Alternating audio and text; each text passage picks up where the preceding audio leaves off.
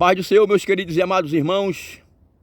Estamos aqui mais uma vez na presença de Deus para levar a santa e gloriosa palavra de Deus para todos aqueles que precisam ouvir a palavra de Deus. Eu vou ler aqui, irmãos, em rápidas palavras, no livro de Atos, no capítulo 6, em diante, que vai dizer assim: a instituição dos diáconos, ou seja, a separação para ser diácono dentro da igreja. Ora, naqueles dias, crescendo o número dos discípulos, houve uma grande murmuração dos gregos contra os hebreus, porque as suas viúvas eram desprezadas nos ministérios cotidianos. E os 12, convocando a multidão dos discípulos, disseram-nos: é razoável que nos deixemos a palavra de Deus e sirvamos às mesmas. Escolhei, pois, irmão, dentre vós, 7 varões de boa reputação, cheios do Espírito Santo e de sabedoria, aos quais constituamos sobre este importante negócio. Irmãos, Paulo ele deixa bem claro para que a gente não se engane com falsos profetas, com falsos pastores, com falsos administradores nas igrejas. A própria Bíblia, a própria palavra de Deus, ela vai nos ensinar e deixar bem claro que a gente não pode servir a Deus de qualquer jeito. Principalmente para a gente ter um cargo dentro da igreja. A gente não pode ter um cargo dentro da igreja de qualquer jeito, de qualquer forma. Ah, eu vou para a igreja a hora que eu quero. Domingo eu não vou para a igreja, quarta-feira eu não vou para a igreja, quando eu estiver com tempo eu vou para a igreja. Mas o apóstolo Paulo, ele manda separar entre aqueles homens de Deus 6 homens, e que aqueles 6 homens ele precisa ter uma boa reputação dentro da comunidade onde ele mora. Ou seja, aqueles homens eles tinham que ter respeito entre as pessoas. As pessoas tinham que respeitar e dar bom testemunho daqueles homens, para que ele pudesse ocupar o cargo de diácono. Porque muitas das vezes, irmãos, a gente, por emoção da carne, a gente acaba chamando um homem e acabamos nos enganando, assim como Samuel se enganou quando foi ungir Davi a rei. A Bíblia vai falar que Samuel, quando chegou na casa do pai de Davi, ele olhou para os filhos de Davi, homens fortes, homens formosos, homens de boa aparência, e ele pensou no seu coração: este é o rei de Israel. Mas só que Deus não está interessado se o homem é de boa, ele tem um carro, ou ele tem uma moto, ou ele tem uma boa casa, ou ele tem um bom emprego, ou ele se veste bem. Deus não está interessado naquilo que o homem tem em bens materiais. Então Samuel, ele era um grande homem de Deus, mas ele se deixou enganar pela aparência física do homem. Mas Deus, o trabalhar de Deus é diferente. Deus, ele conhece o nosso coração. Eu sei que eu vou ser muito apedrejado por eu estar falando essas coisas e por eu estar pregando essa palavra. Meus queridos e amados irmãos, eu não sou perfeito. Quem sou eu? Diante de Deus eu não sou nada.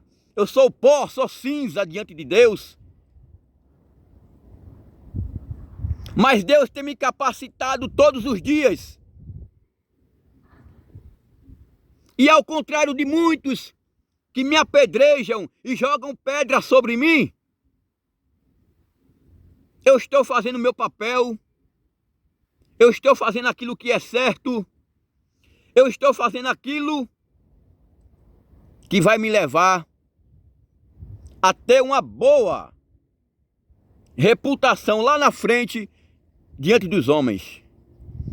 Porque eu estou pregando e levando o Evangelho de Deus. Então, meus queridos e amados irmãos, esses 6 homens, eles tinham que se encaixar nessas funções. Primeiro que o homem ele tinha que ser cheio do Espírito Santo de Deus. Ou seja, ele não poderia ser qualquer homem. Ele tinha que ser um homem temente e fiel a Deus. Ele tinha que ser um homem que desse bom testemunho em sua casa, no seu trabalho, na sua escola, no meio dos seus amigos. Porque dar bom testemunho de crente dentro da igreja é bom. Mas muitas das vezes estamos dentro da igreja só a capa. Muitas das vezes estamos dentro da igreja de paletó e gravata, mas o pensamento está em outro lugar. Então, primeiro que o homem ele tinha que ser cheio do Espírito Santo de Deus para poder ocupar o cargo de diácono. Outra coisa que Paulo deixa bem registrado aqui na Bíblia é que o homem ele tinha que ter uma boa reputação, além de ter o Espírito Santo de Deus em sua vida. Ele tinha que ter uma boa reputação. O que é uma boa reputação? Quando você vai fazer uma entrevista de emprego, muitas das vezes você precisa de uma carta de reputação. Você precisa de uma carta da firma que você trabalhou, que você foi um bom funcionário, que você prestou bem os seus serviços enquanto você estava naquela empresa. Você precisa ter uma boa reputação. Primeiramente diante de Deus, segundo diante do povo. Ou seja, o povo vai julgar os 6 escolhidos para aquele cargo e a população da sua igreja, trazendo para os tempos atuais, o pastor ele vai chamar essas pessoas na frente e a igreja é quem vai dar testemunho dessas pessoas para que essas pessoas ocupem este cargo de diácono dentro das igrejas. Então, meus irmãos, não pense que ser diácono, ser presbítero, ser pastor é uma função fácil, porque não é. A gente precisa ter, irmãos, responsabilidade com o povo de Deus. A gente tem que ter amor ao povo de Deus, para que a gente possamos, assim, obter diante de Deus essa graça de poder ser um membro da igreja de Cristo Jesus. Não pense que ser diácono é simplesmente o pastor da igreja olhar para você, olha, aquele irmão ali, ele se veste bem. Olha, aquele irmão ali, ele é visível para a igreja. Então precisamos trazer aquele irmão para que ele seja membro da igreja. Tem pastores por aí, irmão, que sai evangelizando as pessoas na rua e já sai convocando as pessoas. Olha, eu estou precisando de diácono na igreja. Olha, eu estou precisando de pessoas para ajudar a gente dentro da igreja. E não é bem assim que a Bíblia nos ensina. Então, meus queridos e amados irmãos, ser um homem de Deus, você tem que dar bom testemunho diante das pessoas. Deus, ele tem me moldado todos os dias. Deus, ele tem me aquebrantado todos os dias. E eu peço a Deus, Deus, quebra o vaso. Quebra o vaso e refaz o vaso, Senhor, conforme o teu querer e a tua vontade. Porque o Senhor bem sabe que eu não posso fazer a obra da forma que eu estava. Porque quem me conhece intimamente sabe que eu não era um homem justo, um homem respeitado. Eu era um homem sem valor no meio da sociedade. Mas aí, Deus, quando ele quer fazer a sua obra, Deus, quando ele quer agir na vida de uma pessoa, irmão, vocês podem jogar pedra, vocês podem apedrejar. A história de Maria Madalena é uma história bastante interessante, porque Maria Madalena, ela era uma mulher impura. Maria Madalena,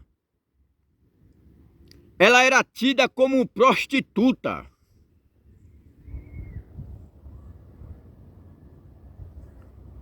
Maria Madalena,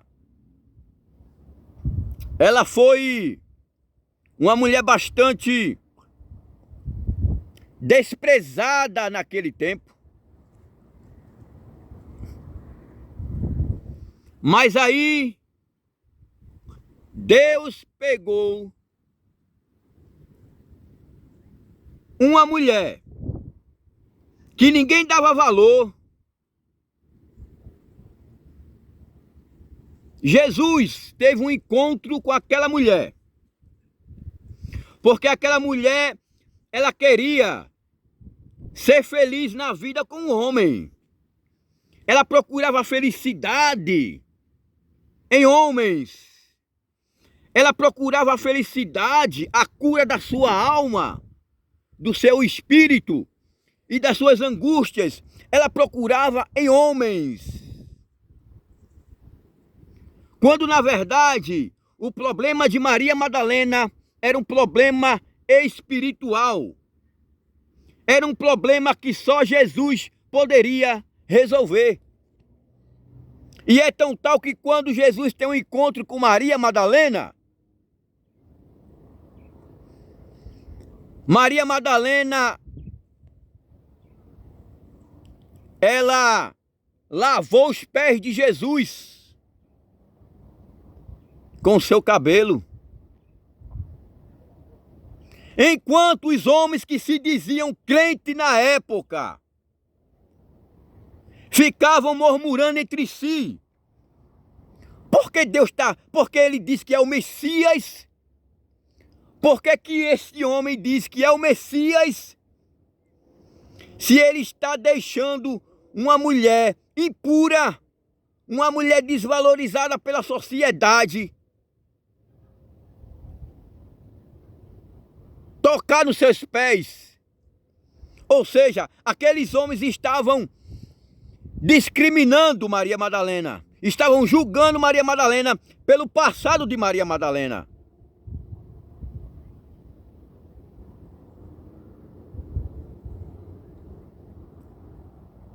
Então, meus queridos e amados irmãos,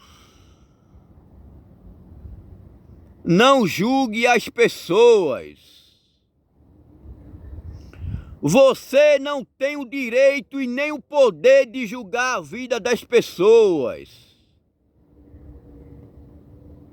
Se olhe no espelho, se examine o seu próprio coração para você poder apontar o dedo para os outros.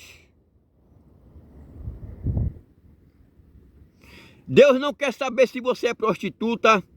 Deus não quer saber se você é um prostituto. Deus não quer saber se você é um ladrão. Deus não quer saber se você é um homicida. Deus não quer saber o que você fez. Deus está interessado no que você pode fazer daqui para frente para mudar a sua situação diante da sociedade.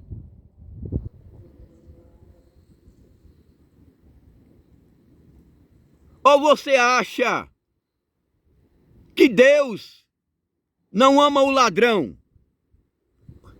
Ou você acha que Deus não ama uma prostituta ou um prostituto? Deus ama. Deus ama o pecador, mas ele aborrece o pecado. Ou seja, Deus aceita você do jeito que você está. Mas Deus não aceita você permanecer na presença dele da forma com que você se encontrou com Deus. Você se encontrou com Deus sendo uma mulher prostituta. Então Deus não vai querer que você continue sendo uma mulher prostituta. Porque se você teve um encontro verdadeiro com Deus, Deus vai transformar a sua vida. Se você é um ladrão, Deus vai transformar a sua vida e vai lhe transformar em um homem bom, um homem que muitos vão olhar para você e vão dizer: esse não era aquele ladrão? Essa não era aquela prostituta que vivia se prostituindo? Agora está dando uma de crente? Está dando uma de crente não. É porque ela teve um encontro com Deus. É porque ele teve um encontro com Deus. E você, em vez de ficar feliz porque ele teve um encontro com Deus e porque ela teve um encontro com Deus, em vez de você ficar feliz, você vai murmurar.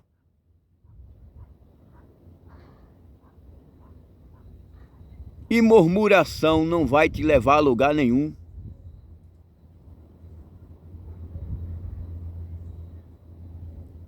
É tão tal que Jesus, antes de morrer, salvou um ladrão. Ladrão.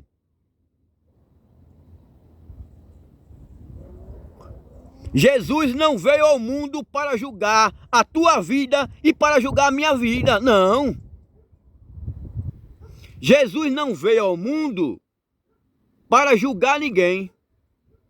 Jesus veio ao mundo para fazer a vontade do Pai, e a vontade do Pai era que ele morresse pelos nossos pecados, para que a gente pudesse hoje estar purificado dos nossos pecados.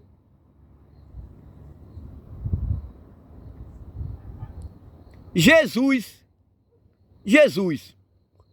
na hora que estava crucificado na cruz, Jesus salvou um ladrão. Coisa que até os dias de hoje a população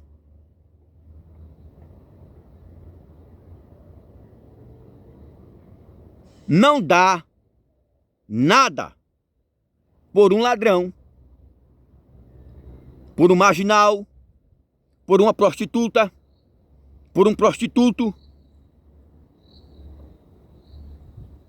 por uma mulher adúltera, por um homem adúltero. Mas Deus está pronto para, se você se arrepender dos seus pecados e ter um encontro verdadeiro com Deus, Deus vai pegar os seus pecados, vai jogar no mar do esquecimento e você vai começar a ter uma nova história diante de Deus. Deus vai escrever o teu nome no livro da vida e você será um homem e uma mulher de Deus. E Deus, Ele pode mudar o coração do homem. Assim como Deus tem mudado o meu coração, como Deus tem mudado o meu temperamento. Deus, Ele trabalha, irmãos. Deus, Ele trabalha da forma que Ele quer. Muitas das vezes a gente fica se perguntando, mas meu Deus, por que eu estou passando por tanta dificuldade? Por que eu estou passando por tanta tribulação? Por que eu estou passando por tanta perseguição? Tudo isso faz parte dos planos de Deus nas nossas vidas. Para que tudo isso que nós estamos passando hoje se torne, para que tudo isso que nós estamos passando hoje se torne futuramente o nosso testemunho de vida. Então, meus queridos e amados irmãos, quero vos agradecer por ter ficado até o final deste vídeo. E que Deus possa abençoar e transformar a sua vida. Fiquem todos com Deus e até uma próxima oportunidade, se assim Deus o permitir. Amém.